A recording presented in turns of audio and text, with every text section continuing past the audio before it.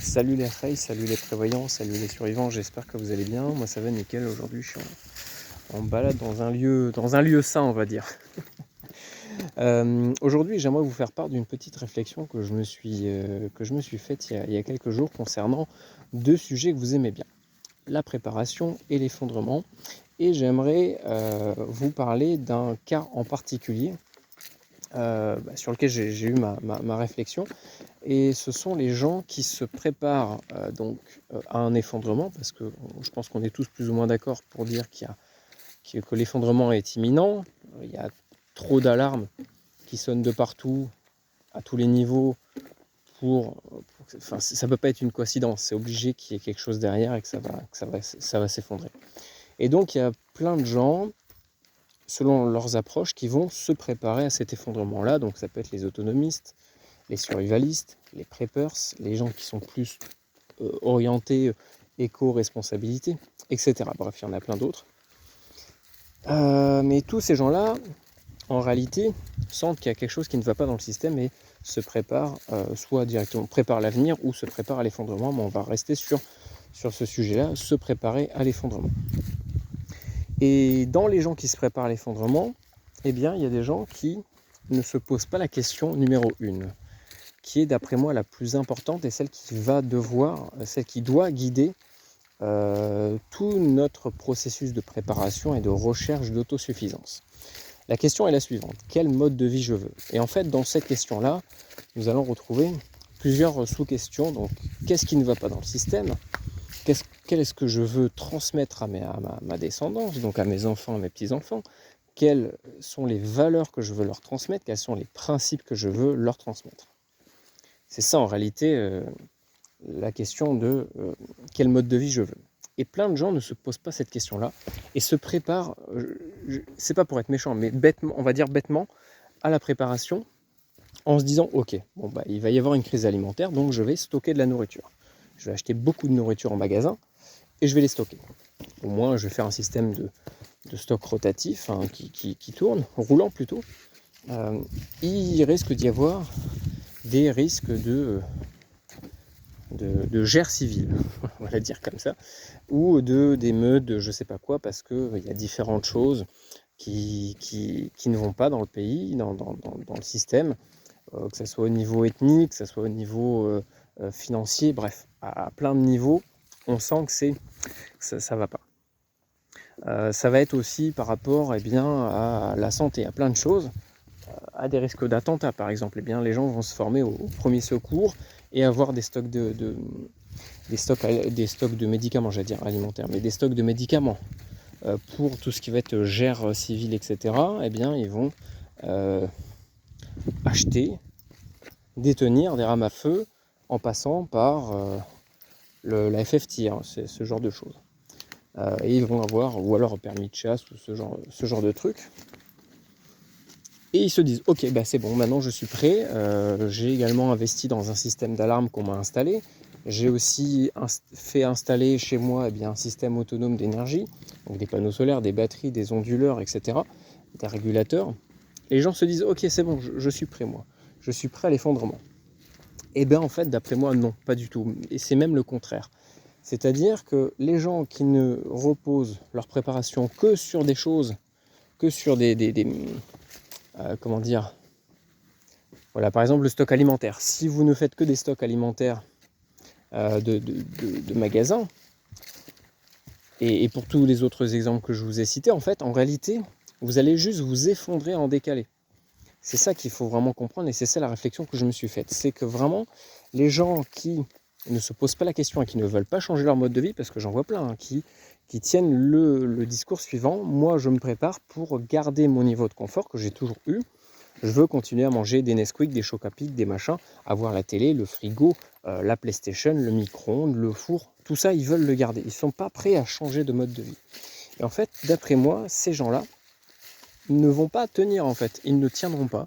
Parce que si le système s'effondre, c'est qu'il n'est pas viable. Et en fait, leur mode de vie est le même que monsieur, madame, tout le monde dans le système. Sauf que eux, c'est de manière un peu plus résiliente. Mais en réalité, si le système s'effondre, eux, ils s'effondreront juste peut-être 6 mois, 1 an, 2 ans, 5 ans après. Et c'est ça le problème, c'est que un effondrement, si un système n'est pas viable, on a beau le reproduire 10 fois, 100 fois, 1000 fois, si un système n'est pas viable, il n'est pas viable, c'est tout, point. Et faire reposer toute sa préparation sur des principes qui proviennent de systèmes, comme par exemple la flemmardise, ça c'est vraiment un truc typique de notre système. C'est-à-dire que les gens aujourd'hui vont à la facilité. Et j'en vois beaucoup qui disent, voilà, ok, moi j'ai 15, 20, 50, 100 000 euros à mettre dans ma préparation. Qu'est-ce que je dois acheter? En fait, c'est ça aujourd'hui, il faut toujours tout acheter. Il faut acheter, il faut posséder, et en possédant, les gens pensent pouvoir tenir le coup et ne pas s'effondrer. En fait, alors, certes, vous allez peut-être tenir plus longtemps, vous allez peut-être tenir mieux, mais vous allez quand même vous effondrer. Parce que si vous ne vous intéressez pas à comment fonctionnent certaines choses, à quelle technologie il y a à l'intérieur, comment est-ce que ça se fabrique, comment est-ce que ça se répare, si vous ne savez pas ça, bah vous ne savez rien en réalité. Vous avez beau claquer 50, 100, 200, 500 000 euros, la connaissance, vous n'allez pas l'acquérir. Et donc, le jour où votre installation solaire va lâcher, le jour où votre AR15 va vous péter dans les mains parce que la pièce sera usée, le jour où vous n'aurez plus de réseau téléphonique et que vous avez juste acheté des talkie-walkie en vous disant de toute façon, voilà, moi ça va me suffire pour communiquer, mais vous ne savez pas vous en servir concrètement, le jour où vous ne pouvez plus vous réapprovisionner en nourriture dans un magasin, en fait, vous êtes finito, quoi. Vous êtes finito. Vous allez vous effondrer, tout comme le système s'est effondré avant vous. Et moi, je vois un effondrement un peu comme un passage de l'adolescence à l'âge adulte. Si un système s'effondre, c'est qu'il y a des choses qui ne vont pas et c'est pour nous donner des leçons. C'est pour nous faire retenir des leçons qu'il ne faut pas reproduire. Et justement, nous, en étant prévoyants, justement, on devrait se dire, on devrait détecter ces problèmes-là et ne pas les répéter. C'est un peu, en fait, pour moi, c'est aussi logique que de vouloir construire une maison basée ou un avion. Voilà, c'est un peu comme construire un avion sur des schémas d'avion qui ne fonctionnent pas, qui ne volent pas, ou qui volent un peu mais qui s'écrasent, qui ne sont pas, qu'on ne peut pas stabiliser. Ça sert à rien, on est bien d'accord. Et bien pourtant, il y a des gens qui dans leur processus de préparation, ne se calquent que sur ce qui existe déjà dans le système et ce qu'ils ne veulent pas perdre en fait, leur petit confort. Voilà, et j'en vois plein qui, par exemple, par rapport à l'énergie, j'en avais déjà un petit peu parlé dans une vidéo, dédiée à ça. Je pense que beaucoup de gens se trompent dans l'approche qu'il faut avoir dans l'énergie, et c'est valable pour tout. C'est-à-dire que beaucoup de gens, veulent une installation électrique qui, qui répond à leur consommation normale sur le secteur EDF. Et moi, c'est pas bon. Pour moi, c'est illogique. Au contraire, il faut qu'on se réadapte au cycle de la nature. C'est-à-dire que les jours où il n'y a pas de soleil et on a des panneaux solaires, on économise, on n'utilise pas d'électricité et on profite que les jours où il y a du soleil. Déjà, ça nous apprend à économiser, ça nous apprend à dépendre de la nature, à respecter ces cycles. Et c'est beaucoup plus viable, en fait, que de vouloir plusieurs kilowatts d'énergie pour allumer le frigo, le machin, le bidule. C'est n'importe quoi, justement. La préparation, le questionnement et notre cheminement dans la préparation et dans la recherche d'autosuffisance, on devrait se poser la question de: est-ce qu'on veut toujours ce mode de vie-là? Est-ce que c'est viable? Est-ce que c'est ça qu'on veut réellement transmettre à nos enfants? Et en fait, d'après moi, les gens qui se préparent de cette manière-là vont s'effondrer. Ils vont s'effondrer en décalé du système qui s'est déjà effondré, mais ils vont s'effondrer. Voilà, c'était ma réflexion du jour.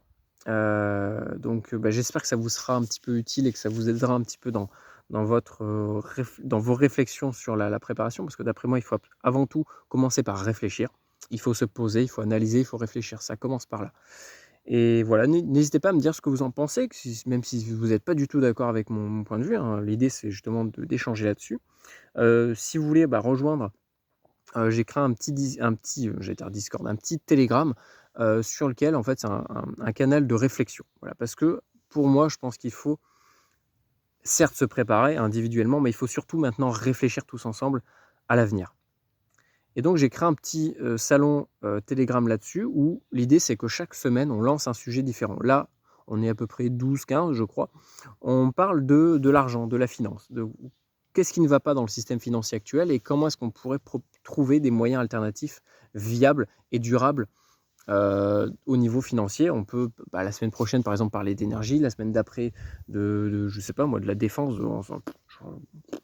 de n'importe. Voilà, l'idée, c'est de faire un système de vote où on peut tous décider du sujet abordé. Donc voilà, n'hésitez pas à rejoindre le Telegram ou mon Telegram directement. Dans tous les cas, vous avez le lien sur les deux. Puis voilà, je vous dis à très bientôt. Là, je vais faire une vidéo un peu plus complète sur justement, mon point de vue par rapport à différents cas de gens qui se préparent pour vraiment faire un comparatif et que vous puissiez vraiment comprendre plus en détail ce que je vous ai dit là actuellement, là maintenant dans cette vidéo assez rapide. Allez, prenez soin de vous et je vous dis à très bientôt. Salut.